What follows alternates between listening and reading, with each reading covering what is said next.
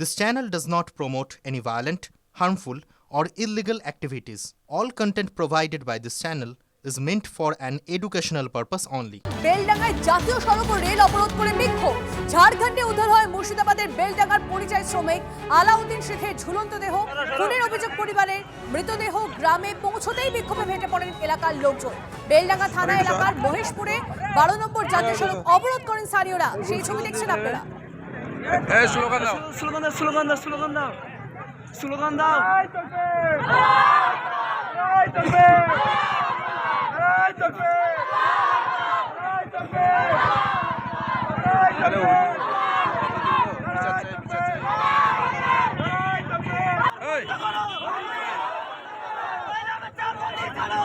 সর সর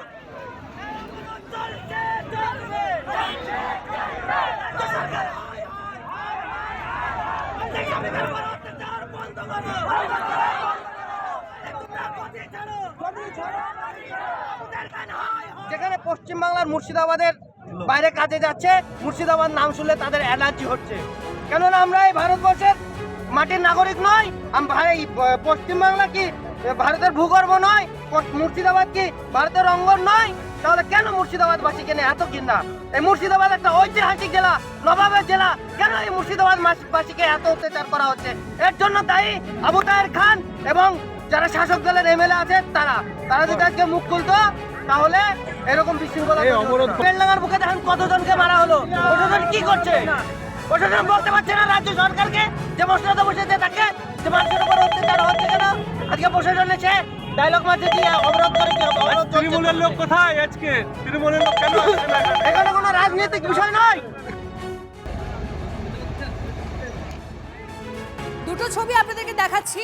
প্রশাসনের ভূমিকা নিয়ে প্রশ্ন বিরোধীদের। একদিকে দেখছেন আপনারা রেল লাইনে অবরোধ করছেন তারা, রেল অবরোধ করছেন তারা, অন্যদিকে জাতীয় সড়কে অবরোধ করছেন বিক্ষুব্ধ বাসিন্দারা।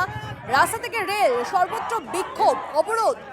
এবং যে ছবি এই মুহূর্তে আপনারা দেখছেন, ভিন রাজ্যে পরিযায়ী শ্রমিকের মৃত্যু এবং সেই মৃত্যুর প্রতিবাদ করে কোথাও রেল অবরোধ এবং কোথাও জাতীয় সড়ক অবরোধ করা হয়েছে বেলডাঙ্গায়। সেই ছবি আপনাদের দেখাচ্ছি। ঝাড়খণ্ডে উদ্ধার হয় মুর্শিদাবাদের বেলডাঙ্গার পরিযায়ী শ্রমিক আলাউদ্দিন শেখের ঝুলন্ত দেহ এবং সেই মৃত্যুর প্রতিবাদেই এই অবরোধ।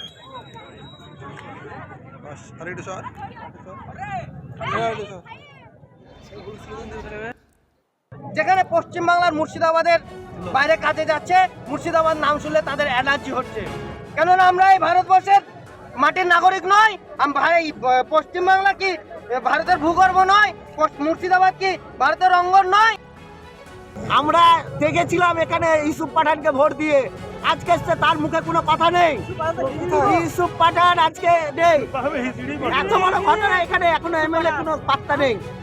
আজকে আমরা বুঝে নিয়েছি মানুষকে কাজ করতে চাইছে, তাই আমরা চিন্তা ভাবনা করছি। আমাদের হয়ে কেউ নেই, তার প্রতিবাদ এবার হবে। আমাদের তার প্রতিবাদ ভোট বাক্সটা এবার দেব। প্রতিবাদে সরব হয়েছেন তারা স্পষ্টই জানাচ্ছেন প্রতিবাদ করবেন তারা যে ঘটনা ঘটেছে সেই ঘটনা, অর্থাৎ ভিন রাজ্যে পরিযায়ী শ্রমিকের মৃত্যু এবং সেই মৃত্যুর প্রতিবাদ চলছে। বেলডাঙ্গায় জাতীয় সড়ক ও রেল অবরোধ করে বিক্ষোভ। ঝাড়খণ্ডে উদ্ধার হয় মুর্শিদাবাদের বেলডাঙ্গায় পরিযায়ী শ্রমিক আলাউদ্দিন শেখের ঝুলন্ত দেহ। খুনের অভিযোগ পরিবারের, মৃতদেহ গ্রামে পৌঁছতেই বিক্ষোভে ফেটে পড়েন এলাকার লোকজন। বেলডাঙ্গা থানা এলাকার মহেশপুরে 12 নম্বর জাতীয় সড়ক অবরোধ করেন স্থানীয়রা।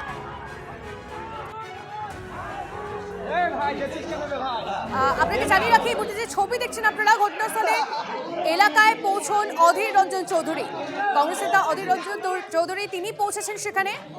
সেই ছবি আপনাদের দেখাচ্ছি। কৌশিক আমাদের প্রতিনিধি আমাদের সঙ্গে রয়েছে, কৌশিকের থেকে এই মুহূর্তে পরিস্থিতি জানার চেষ্টা করবো। কৌশিক, একদিকে আমরা দেখলাম রেল অবরোধ, অন্যদিকে রাস্তা অবরোধ আমরা দেখতে পাচ্ছি, সেখানে অধীর চৌধুরীও পৌঁছেছেন। কি বার্তা দিলেন তিনি, কি অবস্থা এখন?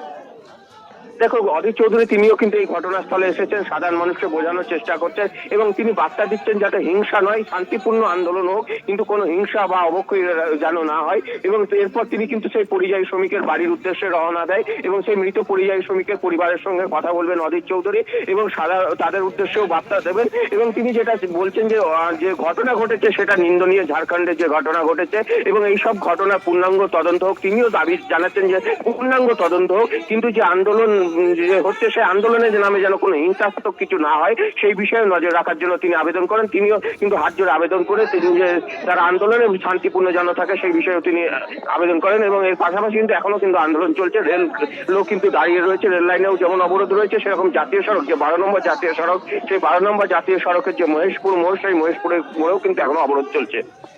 কৌশিক, তারা কি বলছেন, কি জানাচ্ছেন যারা অবরোধকারীরা, তারা কি জানাচ্ছেন, ঠিক কখন তারা অবরোধ তুলবেন, কি হলে তারা অবরোধ তুলবেন, কি জানাচ্ছেন তারা? এখনো যারা আন্দোলন করছে তারা লিখিত চাইছেন যে এইরকম অত্যাচার যাতে আর না হয় এবং যে ঝাড়খণ্ডে মৃত্যুর ঘটনা ঘটেছে সেই মৃত্যুর ঘটনায় যারা দোষী তাদের ফাঁসিও অবরোধকারীরা কিন্তু এটাই চাইছে। সেই লিখিতভাবে আকারে যতক্ষণ না জানাবে রাজ্য সরকার ততক্ষণ কিন্তু তারা এই অবরোধ চালিয়ে যাবেন বলে তারা এই দাবি করেছেন এবং সেই দাবিতে তারা অনড় রয়েছেন এবং সেই আন্দোলন কিন্তু চলছে। পুলিশ প্রশাসনের পক্ষ থেকে বোঝানোর চেষ্টা করানো হচ্ছে, তবে স্থানীয়রা যেটা চাইছে যে স্থানীয় বিধায়ক নজর রাখো। আপাতত ধন্যবাদ। ঝাড়খণ্ডে বেড়ে ঝুলিয়ে দেওয়া হয় আলাউদ্দিন শেখকে, দাবি বেলডাঙ্গার পরিযায়ী শ্রমিকের পরিবারের। মৃতের মা ও স্ত্রীর দাবি নিয়মিত হুমকি দেওয়া হতো, ভয়ের মধ্যে ছিলেন তিনি। বাড়ি ফিরতেও তাকে বাধা দেওয়া হয় বলে দাবি পরিবারের।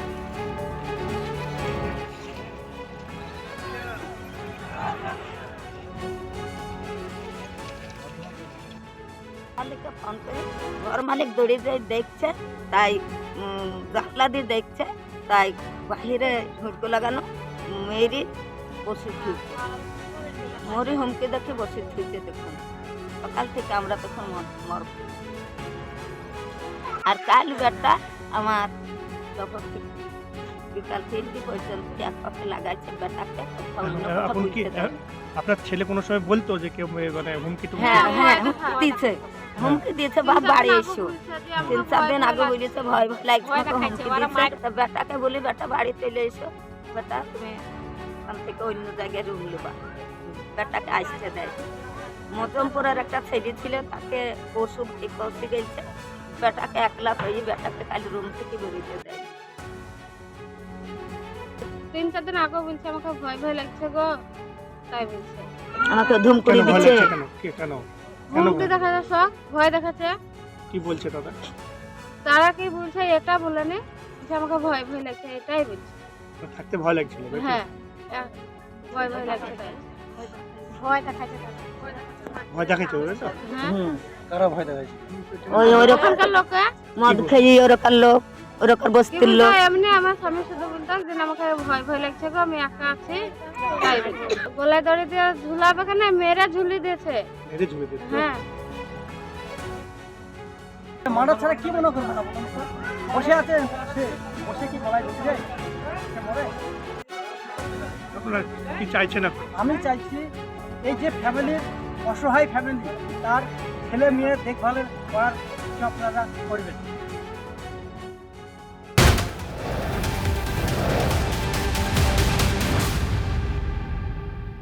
মুকুন্দপুরে বিএলওর অস্বাভাবিক মৃত্যুতে মামলা। মৃত বিএলও অশোক দাসের পরিবারের অভিযোগের ভিত্তিতে মামলা পুলিশের। আত্মহত্যার প্ররোচনা ধারা যোগ করে অজ্ঞাত পরিচয়ের নামে তদন্ত শুরু পূর্ব যাদবপুর থানার। কথা বলবো আরো জানবো ডিটেলসে সুশোভনের থেকে। সুশোভন, দেখো, পুলিশ ইতিমধ্যেই তদন্ত শুরু করেছে। যেহেতু বিএলওর স্ত্রী তিনি গতকাল রাতেই পূর্ব যাদবপুর থানায় অভিযোগ দায়ের করেছেন যে এসআইআর এর চাপে পড়েই তার মৃত্যু হয়েছে বা আত্মহত্যার পথ বেছে নিয়েছেন, সেই জন্য আত্মহত্যা প্ররোচনার মামলা রুজু করে অজ্ঞাত পরিচয় ব্যক্তির বিরুদ্ধে পুলিশ তদন্ত শুরু করেছে। অন্যদিকে যে সুইসাইড নোট পাওয়া গেছে, সেই সুইসাইড নোটে মূলত যে কাজের চাপ এবং সেই কাজের চাপ এসআইআর কে কেন্দ্র করেই এই কথা উল্লেখ রয়েছে। স্বাভাবিকভাবেই ইতিমধ্যে যেহেতু তার স্ত্রী অভিযোগ দায়ের করেছে, পুলিশ পুরো বিষয়টা খতিয়ে দেখছে এবং পারিপার্শ্বিক তথ্যমান সংগ্রহ করছে। নজর রাখো। ধন্যবাদ।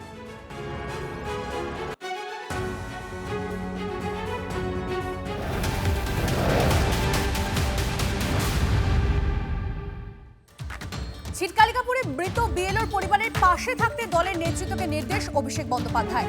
নন্দীগ্রাম থেকে নেতৃত্বকে ফোন সর্বভারতীয় সাধারণ সম্পাদকের। আজ বিকেলে রাসবিহারী বিধানসভার বিধায়ক দেবাশিস কুমার, বৈশ্বনাথ চট্টোপাধ্যায় ও বাপ্পাদিত্য দাশগুপ্তকে মৃত বিএলওর বাড়িতে যাওয়ার নির্দেশ দেন।